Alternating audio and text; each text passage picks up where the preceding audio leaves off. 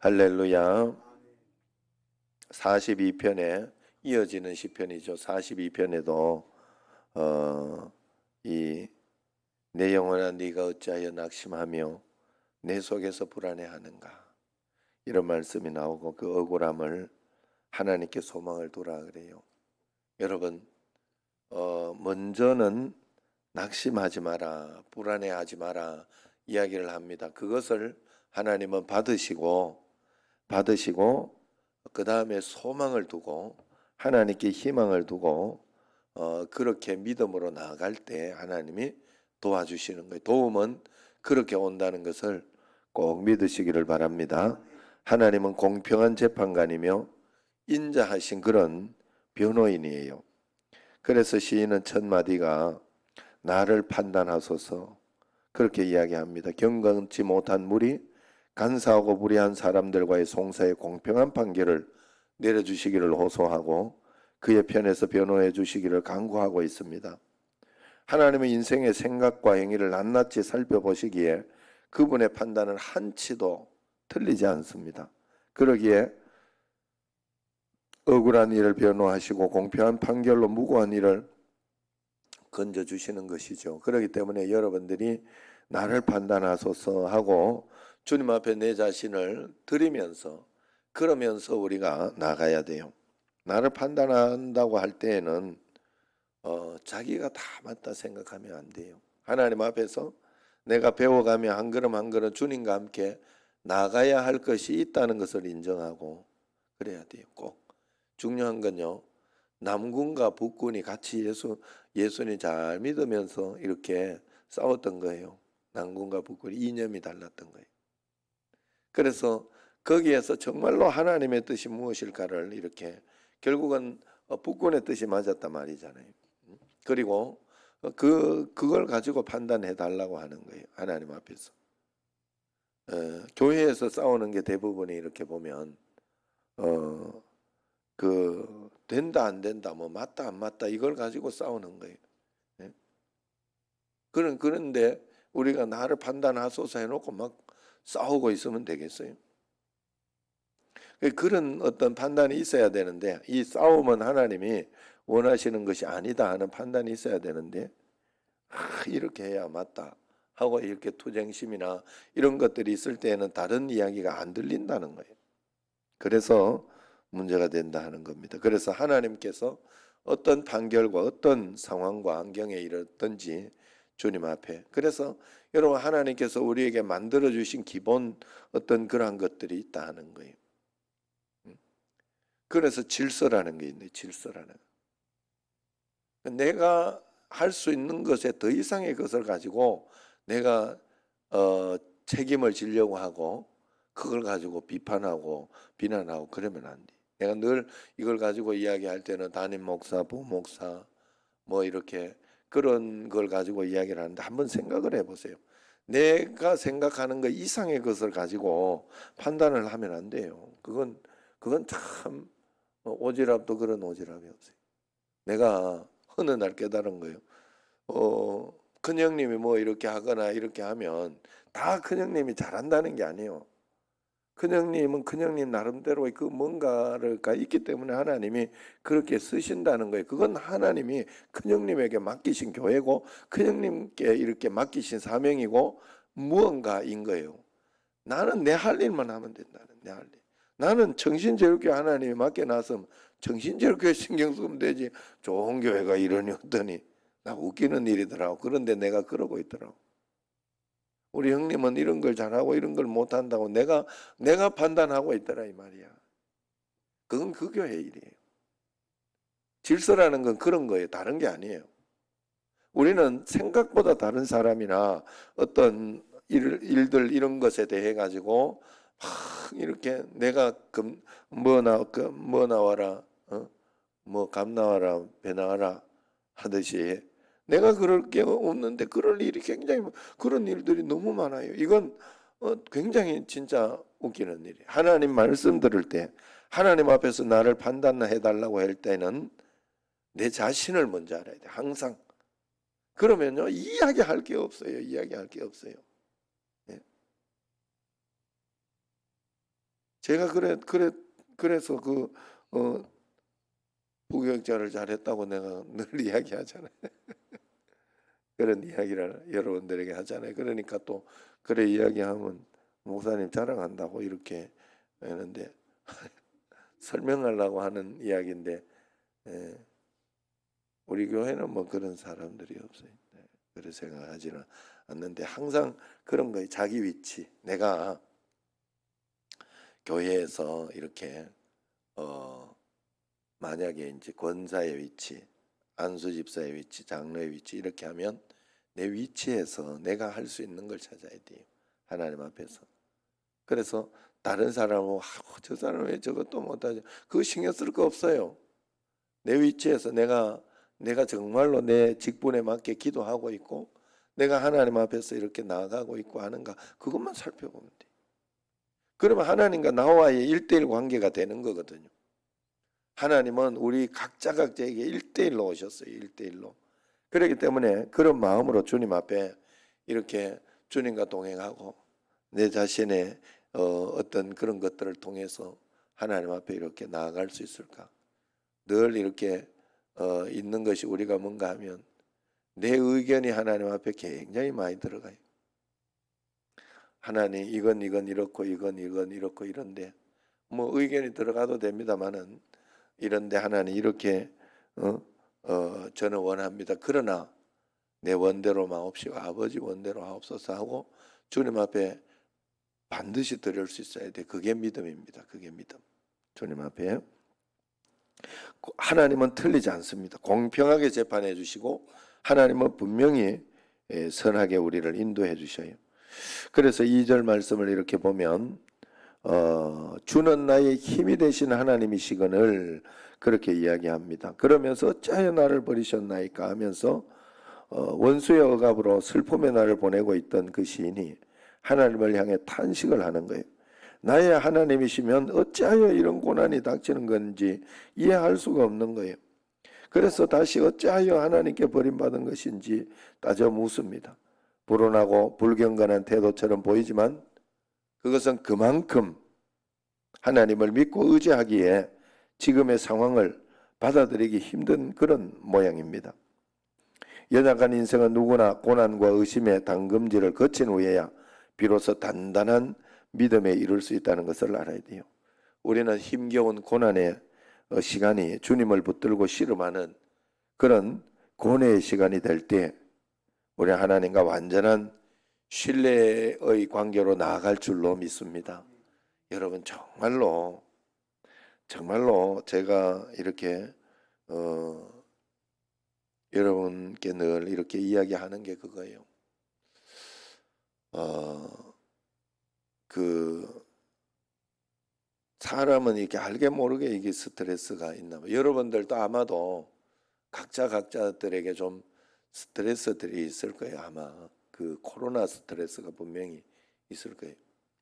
저도 뭔가 모르게 있는 것 같아요. 여러 가지 불편하고 힘들고 어려운 일들 그런 가운데 또 그 예전에 내가 아내가 오기 전에 괜찮은 줄 알았더니 운동 나가면 이렇게 잘 싸우고 뭐 그렇다고 진짜 막 싸우고 이런 건 아닌데 내 속에서 이게 속이 이렇게 막 우라가 좀 있고 이러더라고요.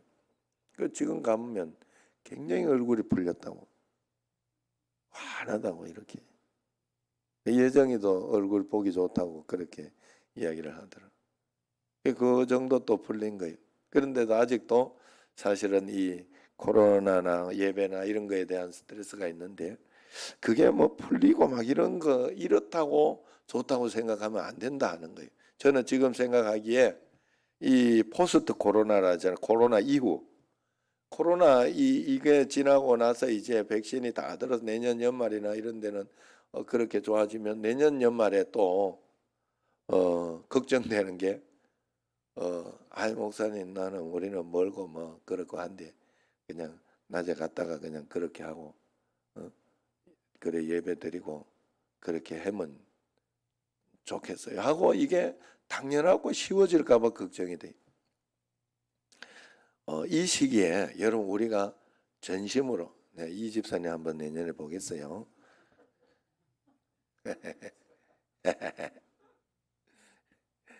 그래서 예, 이 집사님 그만큼 좋으니까 그래 한 걸음 한 걸음 그래 지금 강화도에 이 누군가 한 사람이 어, 봉고 하나를 탁 사가지고 갖고 있으면 거기서 강화 한 팀, 강화 한 교회 되잖아요. 거기서 한 팀 태워가지고 오면 제일 좋겠는데 이거 예? 전부 다 가족들 아니요. 그러니까 그렇게 탁 해가지고 오면 좋겠는데 어떻게 하나 지금 이제 그래가지고 이 집사님 갈 때 또 차를 교체해서 보내나 막 이렇게 해봤더니 뭐 비싸 돈을 알아봤더니 그런데 어쨌든 다음번에 한번 그 임직식 하고 이럴 때 한번 생각해 봐야 되겠다. 강화 쪽에는 차를 한 대 어떻게 만들어 봐야 되겠다 하는 생각이 들어. 자, 어쨌든 그냥 하나님께 지혜를 구하면서 한 걸음 한 걸음 가면 돼요.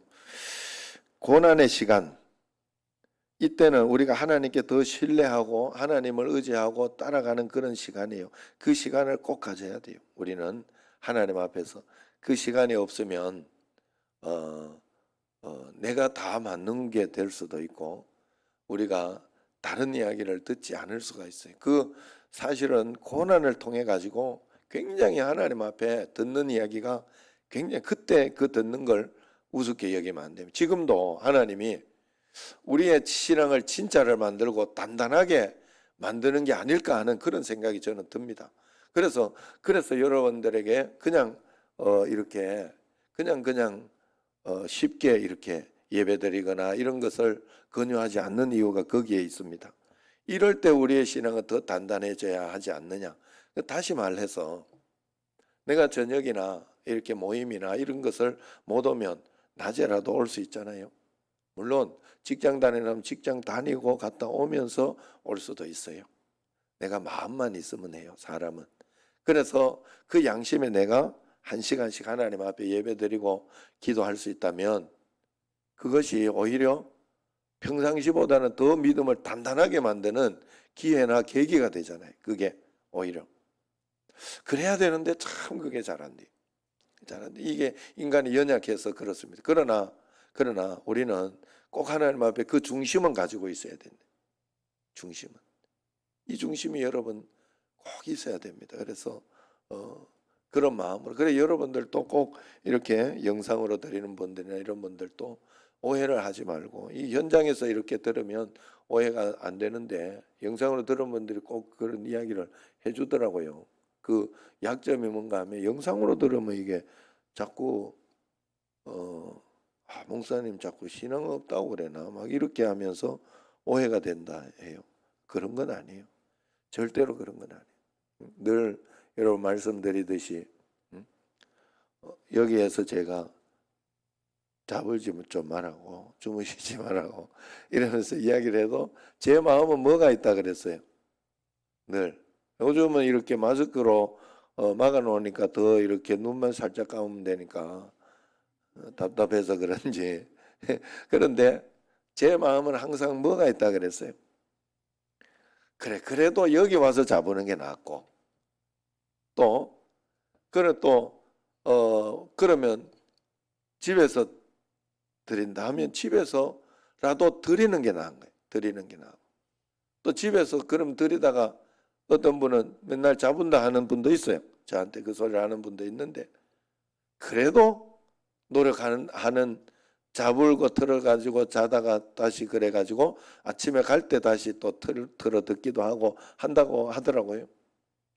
그래도 그거라도 하는 게 좋다. 최선. 그러나 그게 나의 진심이어야 돼요. 나의 정말 진심이어야 돼요. 그런데 그게 이제 진심으로 잘 안 돼요. 그래서 깨워주는 게 더 낫고 그래서 깨워줄 때는 목사님 악의가 있어 그런 건 아니다. 악의 알죠? 악의 말고 예준이 말고 악의 악의가 있어 그런 건 아니다 하고 그렇게 여러분들이 좋은 마음을 가지고 그래야 하나님 앞에 이렇게 된다. 자, 그래서 3절 4절에 보면 나를 판단하소서라는 시인의 호소가 나를 인도하소서라는 간구로 이어지죠. 무죄를 호소하는데 그치지 않고 주님의 제단에 나아가서 예배하며 찬송하기를 소망하고 있습니다. 주의 산에 오르고 주의 앞에 설 자는 말씀의 등불로 자기 길을 밝힌 사람들, 그 말씀의 빛 아래서 거룩한 삶을 살아가는 이들이죠. 그래서 우리는 매 순간순간 주님의 말씀에 이끌려서 그렇게 살아가고 있는지, 이때 어려울 때에도 주님 앞에 그렇게 나아가고 있는지를 꼭 살펴봐야 됩니다. 마지막 5절을 어찌하여 자신을 버려두신 하나님을 향해 따지던 시인이 내 영혼아 어찌하여 라고 하나님을 신뢰하지 못하던 자기 자신을 꾸짖기 시작합니다. 하나님은 늘 완전하신 뜻 안에서 우리를 인도하시기 때문에 우리 인생이 믿음이 온전하지 못해 의심하고 넘어질 뿐입니다. 예기치 않은 고난에 우리 마음이 갈피를 잡지 못해 흔들리지만은 하나님은 그런 연약함까지도 완전한 사랑으로 품어주시는 것이죠. 주님을 붙든 손을 놓지 않으면 우리에게 흔들리고 넘어져도 다시 일어날 소망이 늘 있는 것입니다. 그래서 하나님 앞에 늘 그런 마음으로, 그런 전심으로 주님 앞에 나아갈 때 하나님께서 더 큰 은혜와 복을 꼭 주시는 줄로 믿습니다. 그래서 꼭 그렇게 주님 앞에 하시길 바라요. 내일 그래서 광고까지 지금 하도록 하겠습니다. 그래서 오늘 문자로도 좀 보내드리고 그렇게 하려고 하는데, 내일은 아침부터 저녁까지 저녁에 영상 예배 드릴 분들은 교회 와서 먼저 말씀을 뽑고 헌금하고 기도하고 1시간 기도하시고 가셔요. 이럴 때 억지로라도 붙잡혀서 1시간을 기도하면 그래서 구역장님들이나 이런 분들, 어르신들이나 이런 분들 그렇게 권유를 해주세요. 그렇게 권유를 해주셔서 낮에 이렇게 좀 빨리 잘 해서 그렇게 하는 게 좋겠다 하는 그런 마음이 듭니다. 그래서 교회에서 그런 서비스나 이거를 제공하도록 할 테니까 마치 그런 것과 비슷한 거예요. 이 예배 드리러 올 때 우리 교회 또는 다 이렇게 써서 와서 이렇게 기도를 하잖아요. 장로님들이 대부분 그렇게 하잖아요. 안 써서 이렇게 성령의 은혜로 이렇게 하는 것도 좋지만 써서 하면 한번 집에서 한번 기도하고 여기 와서 한 번 더 기도하는 그런 것이 되니까 영상 예배 드릴 때도 교회 와서 한번 먼저 기도하고 영상 예배로 또 드리고 이렇게 그렇게 하나님 앞에 하면 낮에 했다고 많이 저녁에 안 해도 된다 이러지 말고요.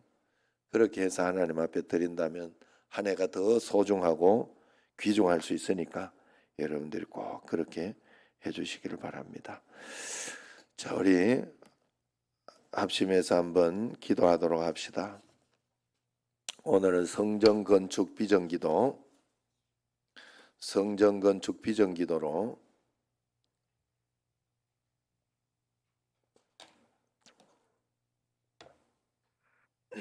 은혜의 땅에 들어가기 위한 기도 주여 한번 부르고 같이 하도록 하겠습니다. 기도하겠습니다. 주여, 은혜가 풍성하신 사랑의 하나님, 주님의 뜻을 따라 저희 정신제일교회를 이곳 인천에 세우시고 지나온 세월 가운데 양을 인도하시는 목자의 음성으로 늘 함께하여 주심에 감사합니다. 때로 부딪혔던 거친 풍랑도 주께 더 나아가는 이유가 되게 하시고 기쁨과 감격의 시간을 통해 선하고 오묘하신 하나님을 체험케 하신 크신 은혜를 기억합니다. 지금까지 말씀을 영과 다음 세대를 위한 사역으로 끊임없이 인도하여 주신 주님, 날마다 성장하며 미래를 위해 준비된 교회가 되게 하신 이 모든 역사를 돌아보며 하나님의 사랑과 놀라운 은혜에 찬양과 영광을 올려드립니다. 이제 저희들에게 더 큰 축복을 주시고자 새 성전 건축의 꿈을 주심을 감사합니다. 모든 성도가 새 성전 건축의 꿈을 통해 믿음이 한 단계 더 성숙되게 하옵시고 이 모든 역사가 하나님께만 영광되게 하옵소서. 주의 몸된 교회마다 뜻을 가지시고 인도해 주신 주님, 저희들은 주님의 뜻에 온전히 순종하기 원합니다. 저희 교회를 인천에 세우시고 저희 성도들을 부르신 사명을 깊이 생각하게 하옵소서. 하나님께서 저에게 주신 비전을 모두 함께 나누게 하옵시고 평신도를 주님의 제자 삼아 인천 복음화의 중심으로 쓰임받게 하소서. 말씀으로 훈련된 제자들을 통해 인천이 변화되게 하옵시고 지역사회에는 새 희망이 넘치게 하옵소서. 성도들의 가정과 직장과 이웃에서 예수 그리스도의 올바른 증인으로 세워지게 하옵소서. 다음 세대의 소망을 세우는 교육의 장이 되게 하옵소서. 하나님을 바로 믿고 말씀으로 튼튼하게 세워질 다음 세대를 소망합니다. 세계 선교와 이웃 선김의 현장으로 쓰임받게 하옵소서. 세계 선교의 사명을 다하는 교회가 되길 원합니다. 더 많은 선교지, 더 많은 의원, 내실 있는 선교 정책으로 오늘 우리 민족에게 주신 선교의 초대를 앞서서 감당하는 교회 되게 하소서. 고통받는 북한의 형제들과 소외된 이웃을 섬기는 일에도 열심을 내게 하시고 말보다 사랑의 실천이 앞서가는 교회 되게 하소서. 온전히 기도로 세워지게 하소서. 오직 주의 능력으로 세워질 줄 믿습니다. 기도를 통해 먼저 저희 심령이 준비되게 하옵시고 저희들의 심정이 하나님의 거룩한 뜻과 일치되게 하옵소서.